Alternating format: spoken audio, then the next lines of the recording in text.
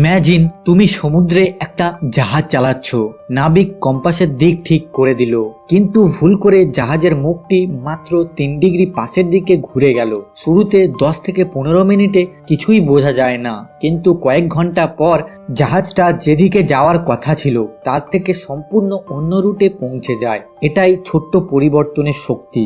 আমাদের জীবনেও ঠিক এমনই হয়। প্রতিদিন ক্ষুদ্র ক্ষুদ্র সিদ্ধান্ত, 5 মিনিট আগে ঘুম থেকে ওঠা, 10 পৃষ্ঠা বই পড়া, একটা জাঙ্ক ফুড না খাওয়া, এই ছোট্ট কাজগুলি চোখে ছোট্ট মনে হলেও সময়ের সাথে সাথে জীবনের দিকটা পাল্টে দেয়। কারণ প্রতিদিন যদি তুমি মাত্র 1% উন্নতি করো, তাহলে বছরের শেষে তুমি 37 গুণ ভালো হয়ে যাবে। অ্যাকচুয়ালি অভ্যাস ঠিক কম্পাউন্ড ইন্টারেস্টের মতো কাজ করে, ধীরে ধীরে জমে, বাড়ে, আর শেষে পুরো জীবনটাই বদলে দেয়। কারণ 2, 5 বা 10 বছর পরে আমরা ঠিক ওটারই ফল পাই যা আমরা প্রতিদিন রিপিট করি।